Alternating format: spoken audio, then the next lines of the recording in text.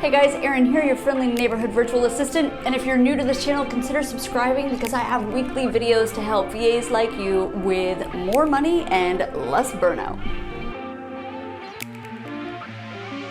In this week's video, we're talking about the very best laptops that you can get as a virtual assistant. Now the thing about buying a laptop for VAs, and this question comes up a lot, is that there's no one size fits all. A lot of VAs ask this question online, and people often respond with a brand name that they like. The truth is, your laptop has to be compatible for your particular lifestyle and the way that you work. Here's what I mean by that. There are a couple different things that you should consider before buying a new laptop. Number one, price. If you're looking for budget laptops, I'll go through a couple here in the next few minutes, but be aware that something like a MacBook or any of the Apple products probably are not your most budget-friendly option. Price is very important, as is something like weight and durability.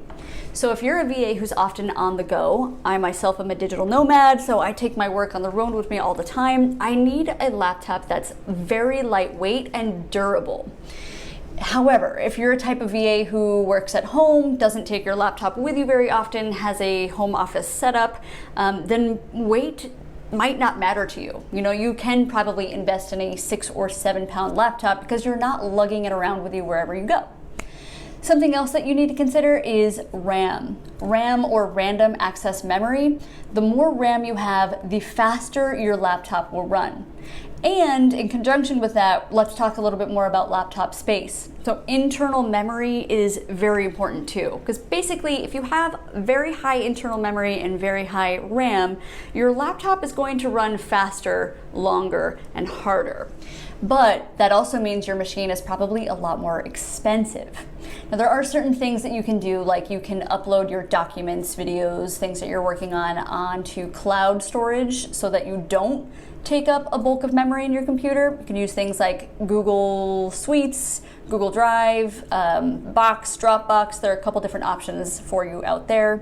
But if you're somebody who likes to save a lot of data and documents on your computer, having more RAM and having more memory is something that in the long run is really going to do you a lot of justice. Something else you may want to consider is a backlit keyboard. If you're the type of VA who takes their work to bed or works on their laptop late at night, then I consider getting a backlit keyboard. This just means that there's lighting on the keyboard so you can actually see your keys and see where you're typing. And the last thing I'll mention is you might want to consider getting something with a detachable screen. So if you're a VA who's often on the go, you can actually get a laptop with a detachable screen, which basically turns your laptop into a tablet. So that's a great option if you're somebody on the go who maybe doesn't necessarily like to work on their cell phone. You can bring your tablet and still ensure that you're getting your work done wherever you are in the house, outside of the house, running errands, all that good stuff. Now, having said that, I do have a couple specific laptop models for you in this video. Don't worry about jotting down all the names. They are actually posted in the video description below. And some of these links are affiliate links, meaning if you do actually buy one of these laptops using this link, I will get a couple bucks. And let me just say thank you in advance for fueling my coffee addiction. All right, the first one I'm going to talk about is my top pick, and obviously I'm very, very biased here because I've been an Apple fangirl for years, but I use a MacBook Air. Now the Air itself is very important to me because it's durable and portable. It weighs just 2 pounds. The battery life on this baby is awesome. I can get between 10 and 11 hours if I'm not doing a million different things. Speaking of having a million different things running, another reason why I like Apple products so much is because I have a very bad habit of keeping 100 million tabs open, and music, and using Chrome, and having my Word open, and having Spotify running. I probably have a YouTube video running at the same time. The point is, I use my laptop to the max. And I find that Apple products are able to run a lot of different programs at the same time without sacrificing speed. So if that's important to you, then great. I recommend you look into an Apple product as well. But if it's not important to you, I've got a couple great recommendations from other virtual assistant friends that are a lot more affordable and just as durable, but are a lot less pricey. Oh, I guess I already said that. The Lenovo ThinkPad X1 Carbon in 2019 rivals the Apple computers. And I never thought I would say something like that, but it totally does. First of all, it has a whopping 15 hours of battery life. So I'm having major battery envy over with my VA friends who use this laptop. The Lenovo's memory is also just as much as this baby here, this MacBook Air. And it weighs just 2.6 pounds, making it almost compatible to this laptop. Now the price on this particular one is comparable to a MacBook, and that's because I think they have a lot of similar features. The expensive model will run you about $1,500, but the less expensive model will run you about $1,100. Now the reason somebody might want to look into the Lenovo over Apple is really, I think, comes down to what you favor in terms of operating systems. Let's talk overall best bang for your buck. The Dell XPS 13 literally can run for 20 continual hours. This laptop at $899 is definitely the best bang for your buck. And at 2.7 pounds, it is just as portable as the MacBook Air. Now in 2019, they actually just put a webcam just where the MacBooks is as well. So it's right eye level, which makes it great. You don't have to have any external components to actually do your video calls with clients. Now something to be aware of about this particular Dell is that RAM tends to be a little bit lower. So again, if you are looking for something that you won't fill up quite as fast, this might not be your best option. Having said that, you can pay extra money to upgrade it to 16 gigabytes of RAM. But at the end of the day, if you're looking for best bang for your buck for something portable, durable, extra fast, nice big 13-inch screen, the new and improved in 2019 Dell is going to be your best bang for the buck. Now, if you are looking for a 2-in-1 laptop, meaning a laptop that detaches and turns into a tablet, the Microsoft Surface Book 2 in 2019 is one of the most powerful detachable machines you can possibly get. This particular laptop is a little bit heavier when it's together. It's 3.5 pounds, which is still not too bad, but if you are looking for a detachable screen, you really can't beat this one. The screen itself is 13 inches, or you can upgrade to get a 15-inch screen.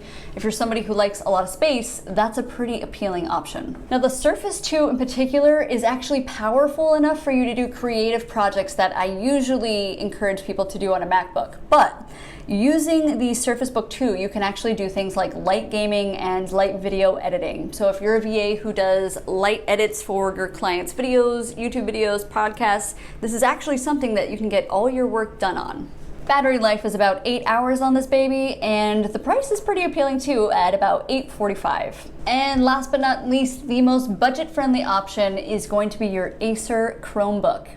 Now I mentioned that Chromebooks have come a long way, and they have. When I first started in 2012, I actually had a Chromebook, and it was bulky, it was loud, and I couldn't really do that much work on it. But the Chromebooks have come a long way, and the Acer is one of the best because it's one of the fastest, and with a price like $220, maybe $250, depending on the model that you get, you really cannot beat this price for a great running laptop. The new laptops in 2019 are quiet, very portable, but there are a couple limitations, and I'll list them out here just so that you're aware. If you're the type of VA who doesn't necessarily like to save a lot of things on their laptop, then this could be a great option for you. And I say that because Chromebooks aren't meant for you to save a lot of work or do a lot of creative projects on the actual Chromebook itself.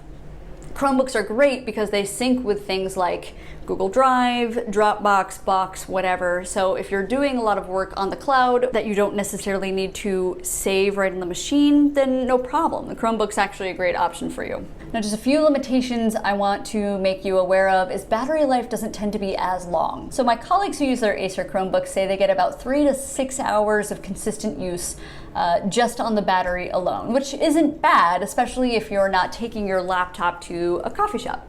And the storage tends to be a little bit lower too. We talked a little earlier about RAM, random access memory.